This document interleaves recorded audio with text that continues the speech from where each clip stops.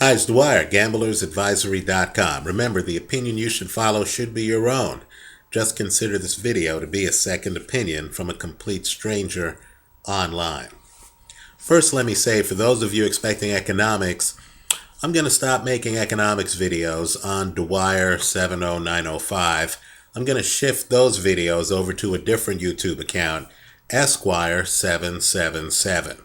The economic videos apparently have attracted the attention of even some economists, and the conversation is a bit too wonkish for the Dwyer 70905 site. So go to Esquire 777. I hope you visit me there for economics videos. Now, let's talk about boxing. Let's get back to meat and potatoes. Right, I know this weekend Luciano Abis is taking on Carl Froch in a blockbuster in the United Kingdom. But as a gambler, I'm only interested in trying to make money, not necessarily picking the big fights, and I do think Bute wins that fight, but in picking the fights that are going to help my bank account that might be a little bit on the side of the road. You have one such fight. It's the EBU, European Boxing Union, welterweight championship fight between Luciano Abis, and he's fighting Rafael Jackiewicz. Right? The fight is in Italy. Abis is Italian.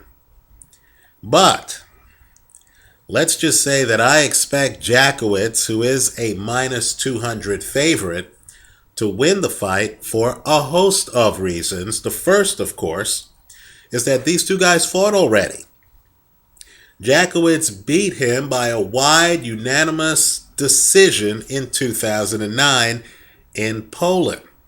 Now, I understand there isn't any footage of that fight, and I understand, at least not on YouTube, and I understand that the fight was in Poland, where you would think that Jackiewicz would have at least a crowd on his side. I understand all of that, but the point is, Jackiewicz has already beaten him by a wide unanimous decision, and Jackiewicz is a defensive wizard. Just to put it in perspective, he's only been stopped once, and that was a questionable stoppage by Kell Brook. I know the Kell Brook people don't like me saying this, but it was so questionable that at the time of the stoppage, immediately when the fight got stopped, Jackiewicz, who had not been down in the fight, immediately started protesting. That should tell you that Jackiewicz was completely lucid against the fighter, an opponent who, quite frankly, at that point in his career, hadn't been significantly tested in the later rounds. Understand, too, that Jackiewicz has fought and gone the distance with guys like Jan Zavek, right? And so my point is simply this. He's already beaten Abis by wide unanimous decision, and really he's only been stopped once his entire career. That tells me that Jackiewicz is going to go the distance with Abis. Let me go one step further. Did you know that 2 fights ago, Abis actually lost to a 9-18 fighter? Let me repeat that. Abis, 2 fights ago, lost to a 9-18 fighter. It's even worse than that. That film is up on YouTube, and you're going to see Abis carries his left too low, and he gets dropped not once, but twice in the first round by a fighter with a winning percentage of 33%. Let me also say, too, it's even more disturbing than that. Abis actually got dropped in the first round years ago by Leonard Bundu. Now, he got up in that fight, and because of a headbutt to Bundu in the 3rd round, that fight got called a draw. But don't be fooled.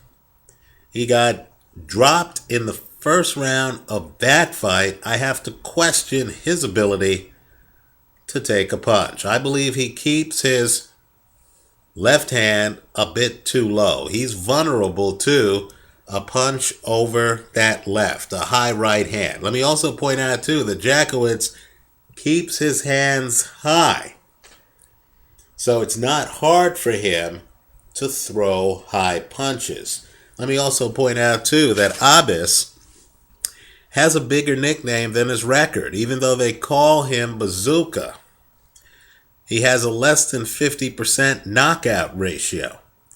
I see Abis as an overhyped fighter who, on film at least, doesn't look to be that great a boxer and doesn't have that big a punch. And he's fighting a guy who's already beaten him, who is almost impossible to knock out without a referee like the ref in the Kell Brook fight. You're getting a minus 200 on Jackiewicz, believe it or not. You're getting better odds on him than you are on Lucian Bute this weekend. And here, Jackiewicz has actually fought and beaten his opponent before. I believe this fight is worth a look. I like Jackiewicz to win the fight. It's the EBU Welterweight Championship taking place this weekend in Italy. Let me know what you think. Leave your comments for me here online. Visit us at gamblersadvisory.com. Thanks for watching.